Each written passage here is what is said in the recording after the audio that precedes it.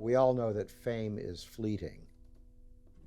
And sometimes the most illustrious people in any field from a certain generation, they're barely remembered one generation later and totally forgotten 2 generations later.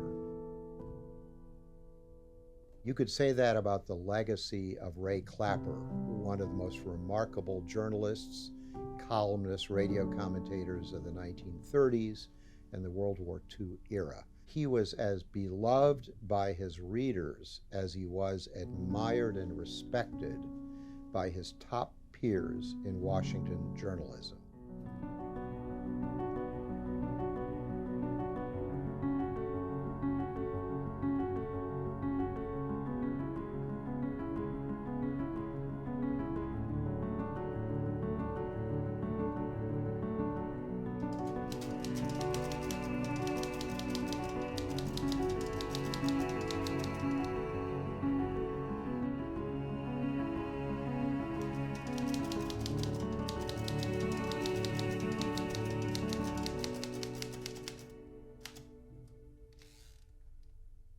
My father passed away, and before he passed, he told me that there was a big box in the attic filled with Clapper mementos and historical items. Everything was thrown in willy-nilly. There were papers, there were pictures, there were posters, there were buttons, you name it. So the first thing I pulled out was a piece of paper with the White House logo at the top. And it was White House stationery. I looked at the letter, didn't even read it, looked at the bottom signature, Eleanor Roosevelt. I knew I had come across a treasure trove.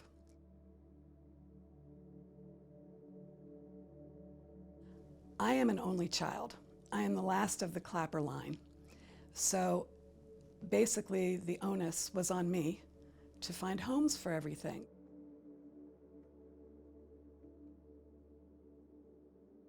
I got a voicemail at my office from somebody named Gail Clapper. She didn't assume that I knew who Ray Clapper was, but I did instantly, as a Washington journalist with a sense of history.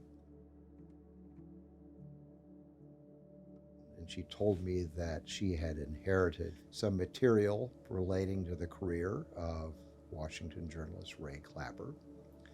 And would I like to see it, especially a bronze statuette by the sculptor Max Kalish that had been commissioned by my grandfather, W.M. Kiplinger, who knew her grandfather.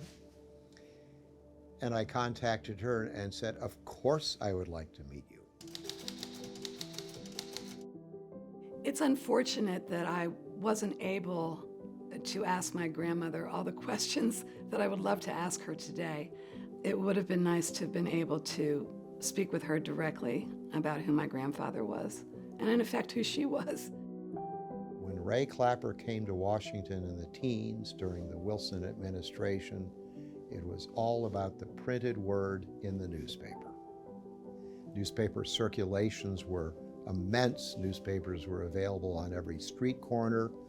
Ray Clapper was a great wire service reporter, UP in Chicago, UP in Washington. It was a small press corps. Everybody knew everybody else.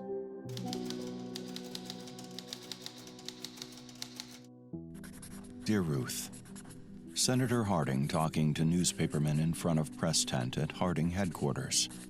The most able correspondent can be seen directly facing Harding, who, at the moment the camera snapped, was trying to induce the said able correspondent to get out a pencil and notebook so he would look like a real reporter.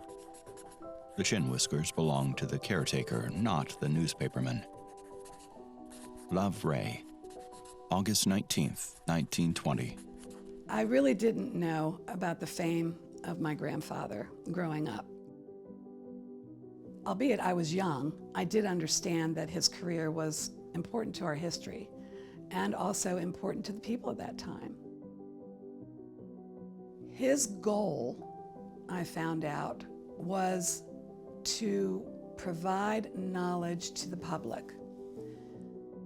He was not promoting his own agenda.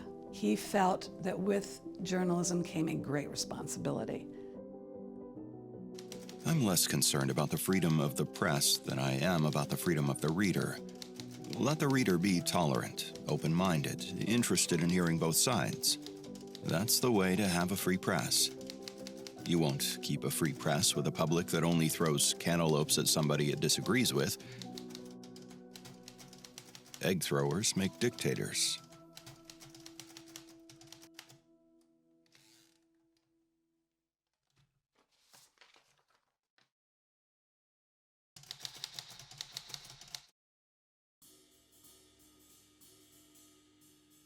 The syndicated political columnist was a new subset of journalism in the 1930s.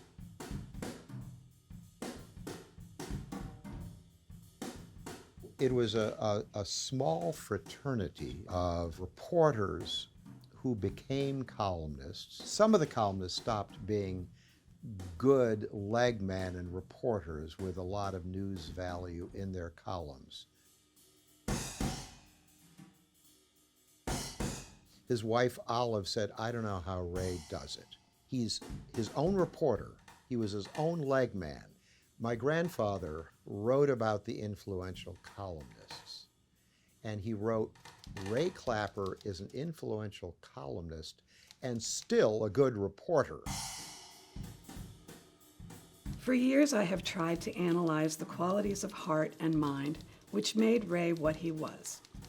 I have given up on this because I can no more explain what made him tick than one can explain a Winston Churchill or a Beethoven. Certainly hard and incessant work, the ability to apply the seat of the pants to the seat of the chair, as Ray used to say. Perhaps his nobility came from his humble heritage. More likely, it came from the intangibles ascribable only to the infinite. Ray takes pride in his writing so that anyone can understand what he's saying. Every city, I suppose, has its mythical average character for whom the entire newspaper is theoretically written. In my Washington days, we wrote for the New York Avenue streetcar conductor. Ray Clapper, in his own mind, writes for the milkman in Omaha.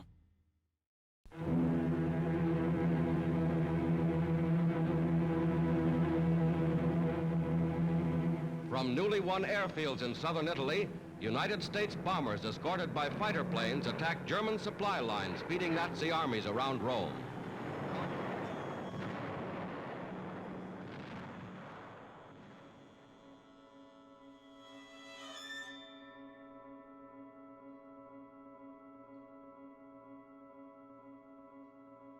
The major motivation for well-known journalists to travel in theaters of war in World War II was to see the war firsthand, to write about what it was like, to write about the danger that these young men were in every day to save democracy, to fight fascism in Europe and in Asia. I think they viewed it as their professional obligation. Certainly Ernie Pyle did, certainly Ray Clapper did. See first wave ahead of us, only about a mile. 17 ships. Jesus, these are small boys. Just doing a job. Good-natured.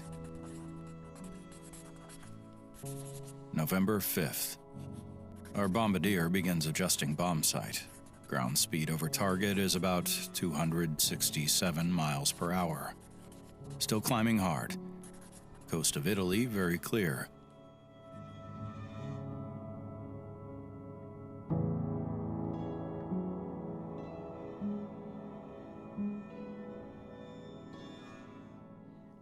Raymond was covering the Pacific Front, and he didn't have to go there. It was his feeling that he needed to go there so that he could report firsthand back to the people of America on what was going on. Tossed by the long Pacific swell, the boats maneuver. It's a grim show. and some of it is bombing by carrier planes dominating the sky.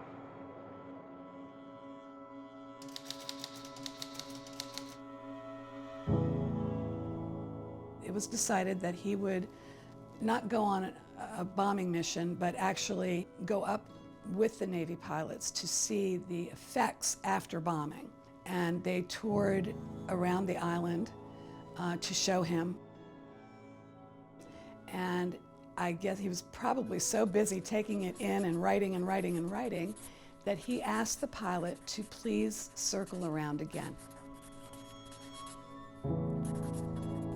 The pilot did as Ray Clapper wished, and as he turned, he struck his wingman.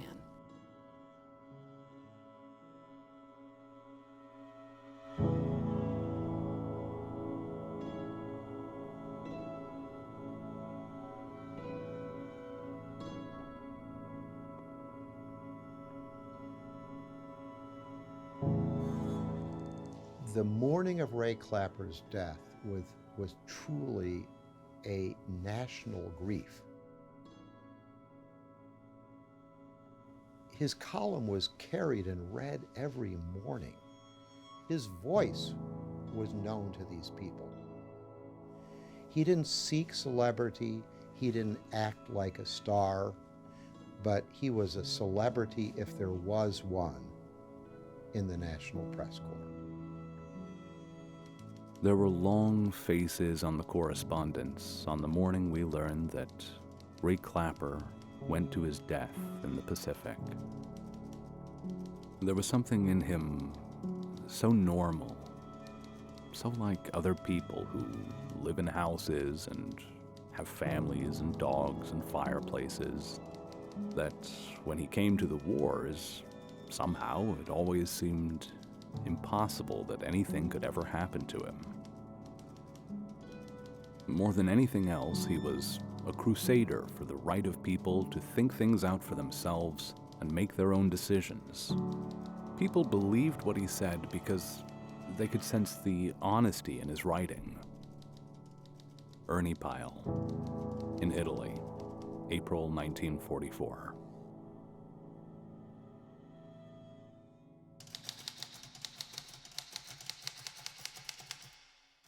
In 1943, a great American civic sculptor named Max Kalish, who had done a gigantic Abraham Lincoln at a park in Cleveland, he had an idea that he wanted to make statuettes, realistic bronze statuettes, about 2 feet tall each, of the 50 most prominent Americans of the World War II era. He had known my grandfather, W.M. Kiplinger, from their boyhoods in Ohio, in Bellefontaine, Ohio. They had known each other as very young men. And my grandfather said, well, I'll look around for an angel for this project. It's a great idea. But as my grandfather was beating the bushes for a sponsor for this project called the Living Hall of Washington, he said, well, maybe I ought to do it myself.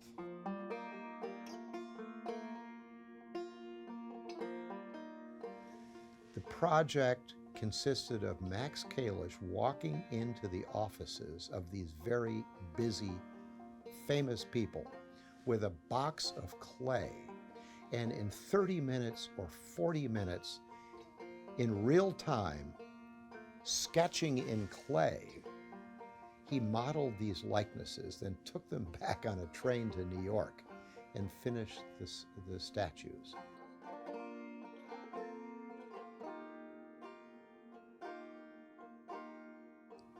Only one bronze casting was made of each of these famous figures, and they were all donated to the Smithsonian. Ray Clapper's was done posthumously. So Max Kalish contacted Olive Clapper, the grieving widow. She showed him photos of Ray Clapper. She described how he walked with great vigor, his body leaning forward, his arms pumping. Olive Clapper said that his head thrust forward as he walked, as if his legs had to catch up.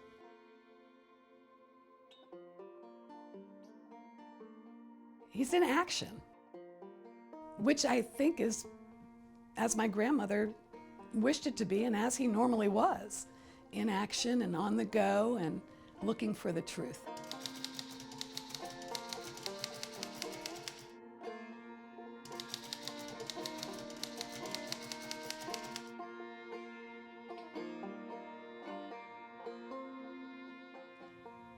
It was at the National Press Club that Ray Clapper's one memorial service was held. There was no funeral at a church, no gathering at a big funeral home. His memorial service was at the National Press Club because this was where he and his friends gathered.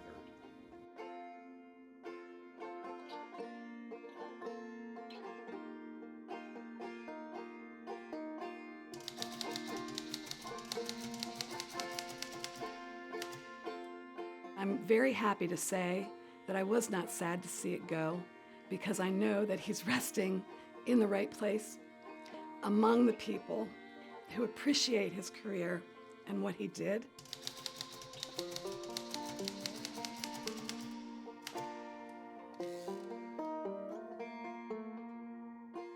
Every journalist today needs to know and embrace the legacy of Ray Clapper, a legacy of careful reporting, of fairness, of balance, of calm presentation.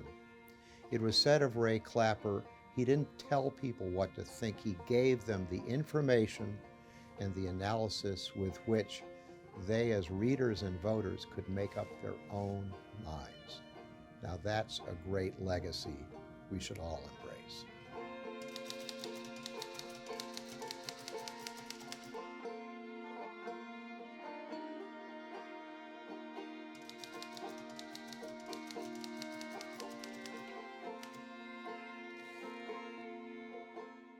There are two words that I think I would use to describe Raymond Clapper, and those two words are integrity and humility.